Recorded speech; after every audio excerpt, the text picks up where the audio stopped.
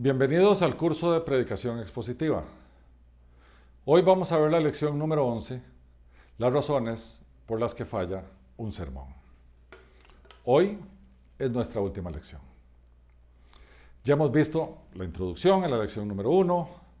En la lección número 2 hicimos la distinción de lo que es y no es predicación expositiva. En la lección 3 vimos el extenso trabajo que tiene que hacer el predicador para preparar su sermón, las 5 etapas del trabajo del predicador. Después vimos en la lección 4 la exégesis del sermón expositivo, el trabajo que hay que ir a hacer para extraer el mensaje que el Señor le dio a su audiencia primaria y todo lo que implica todo eso.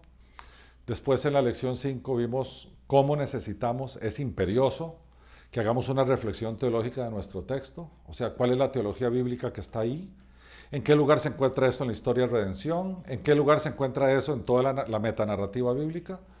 Y también vimos cómo de ahí tenemos que identificar las doctrinas importantes de la fe cristiana, llámese en teología sistemática. También vimos la contextualización del sermón, qué significaba para la audiencia primaria, qué significa para la audiencia actual. Vimos cómo se redacta el cuerpo del sermón, o el llamado también desarrollo del sermón, la idea central y los puntos mayores, y a veces hay puntos menores, eso lo vimos en la redacción del cuerpo del sermón.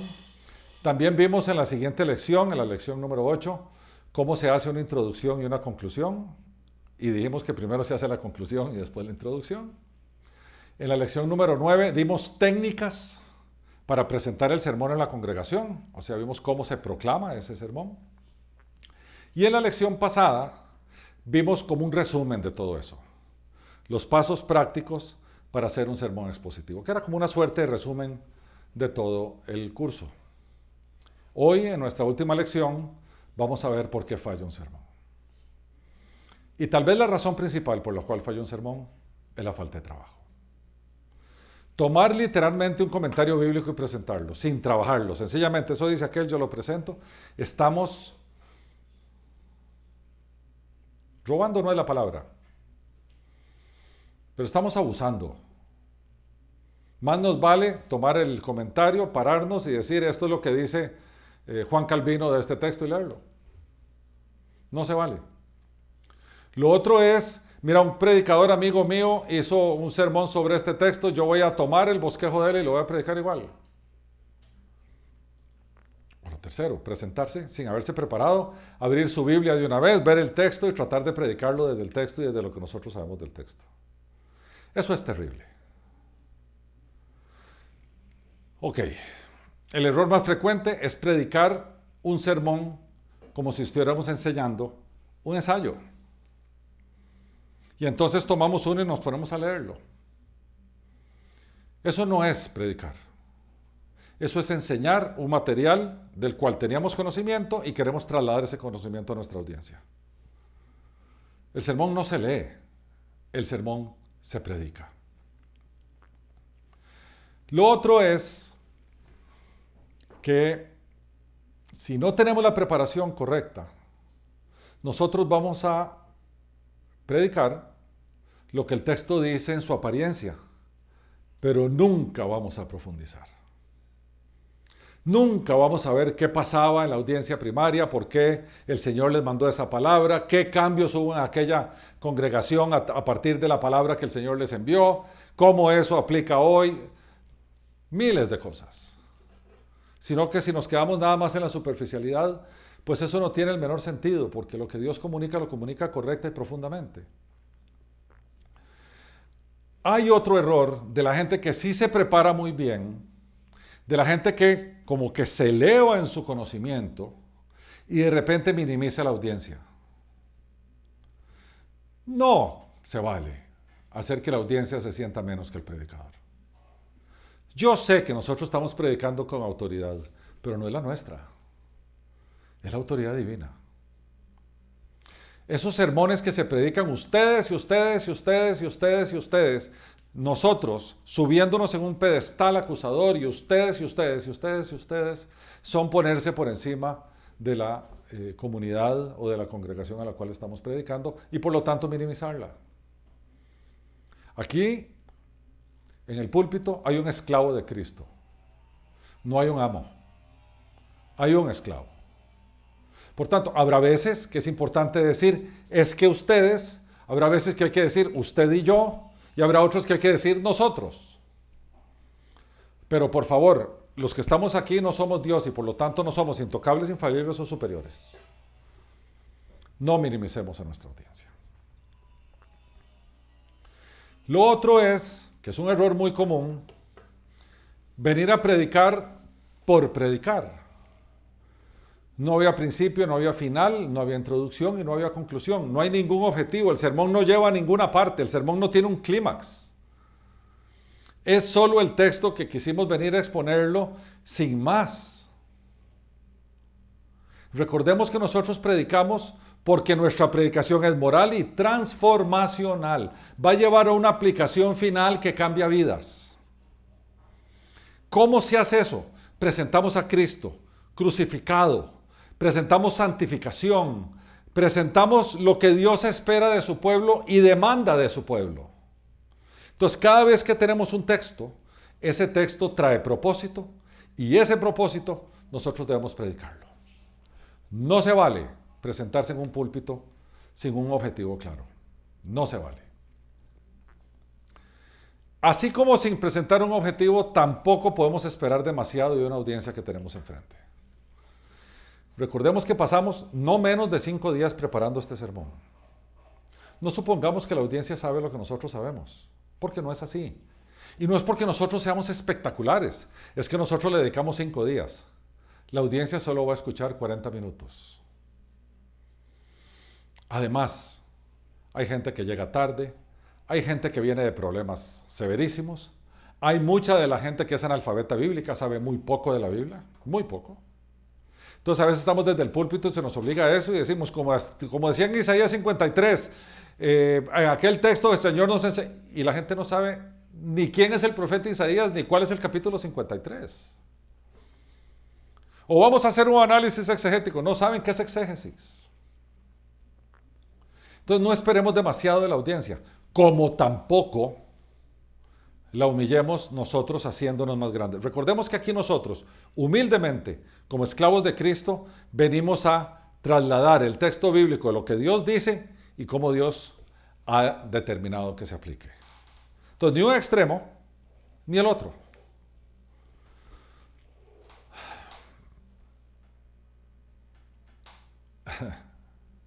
Nuestro testimonio. Nosotros no podemos decirle a la gente, vaya y cambie, si nuestra vida no está así. Aquí no se puede presentar a predicar un predicador sin credenciales.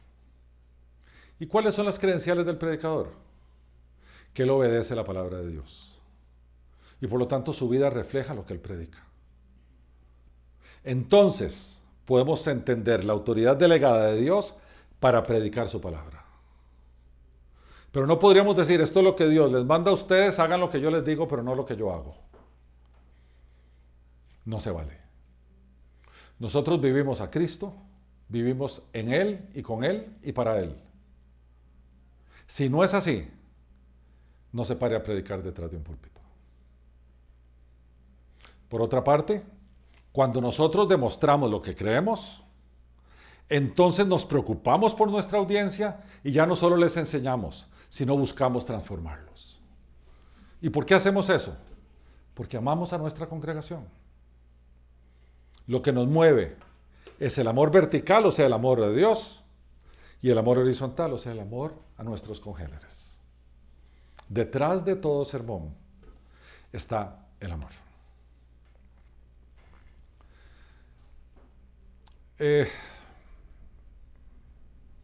Imagínense ustedes que nosotros pasamos 5 días estudiando y vamos a comunicar 40 minutos. Eso quiere decir que es muy probable que lo que vamos a comunicar es como un 10% de lo que aprendimos. Para que vean ustedes lo importante de ese 10%. No vamos a poder comunicar todo lo que aprendimos. Entonces no tratemos. No le metamos el pie al acelerador para darle toda la información que nosotros aprendimos para poder predicar el sermón. No. Es muy poco tiempo. Por eso tenemos puntos mayores. Por eso tenemos idea central, introducción y conclusión. Por eso lo estructuramos, para que en 40 minutos podamos decir lo esencial. Pero jamás vamos a poder comunicar todo lo que aprendimos en nuestro proceso de preparación. Lo otro es, que es un error terrible, es venir a enseñar sin intentar persuadir. Aquí no se trata de informar, se trata de predicar, se trata de transformar, se trata de convencer, se trata de persuadir. Se trata de que el que se autojustifica reciba un golpe en la cara. Se trata de aquel que se creía más que otros que entienda que no. Se trata de que esos oyentes sean persuadidos por la palabra de Dios. O sea, nosotros estamos aquí convenciendo. O como dice el texto que tenemos aquí en pantalla, nosotros somos un abogado enfrente de un jurado o enfrente de unos jueces. Nosotros traemos un argumento convincente en el cual creemos y vamos a comunicar para que ocurra un resultado.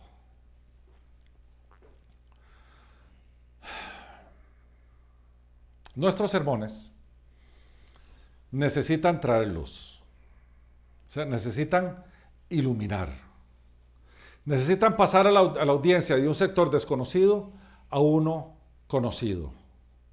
Las ilustraciones ayudan muchísimo. Estas historias se quedan en la mente de las personas. No hagamos que la ilustración sea el foco central, porque la ilustración es un medio. Y es un medio que nos va a ayudar a que la gente tome el texto y se mueva a la acción. Y créanme que es un arte. Hay gente que abusa de ellas y los sermones se convierten en una cadena de ilustraciones. Y hay gente que no las usa del todo. Y por lo tanto la gente se va con el texto bíblico, pero se le olvidó la figura o el mensaje o el punto mayor que predicó el predicador. Ustedes dicen, ¿y eso está bien? Preguntémosle a Jesús. Él llenaba sus comunicaciones con imágenes. Si no, vayan, vean sus parábolas. ¿Qué son sus parábolas? Ilustraciones. Él sabía cómo enseñar a su audiencia. De nuevo, ahora vamos a citar al que ha sido llamado el príncipe de los predicadores, Charles Spurgeon. Según dicen, yo no lo vi, los sermones de él dicen que son espectaculares, pero él decía que él conocía cadáveres que predicaban. O sea, el que estaba aquí era como un muerto. Entonces lo que él decía es que un púlpito muerto produce muertos. Sean pasionales. Entiendan el privilegio de predicar a Cristo. Entiendan el privilegio que significa que Dios les diga, bueno, ustedes van a ir ahí a predicar ese texto en mi nombre, pero van a decir lo que yo dije.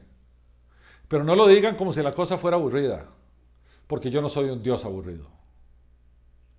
Dios es un Dios pasional, Dios es un Dios creador, Dios es un Dios sostenedor, Dios es un Dios amoroso.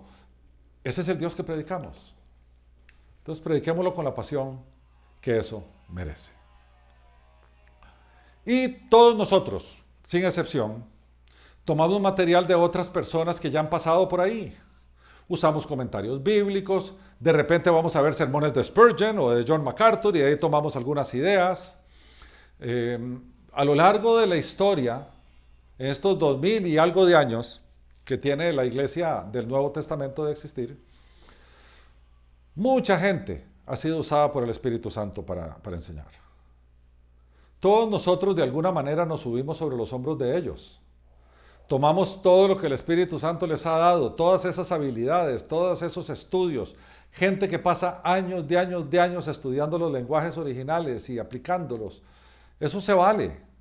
Ninguno de nosotros vamos a descubrir nada nuevo en un texto bíblico que no haya sido ya estudiado por otros antes. Lo que no se vale es no citar a aquel que creó el material que estamos usando. No se vale por dos razones.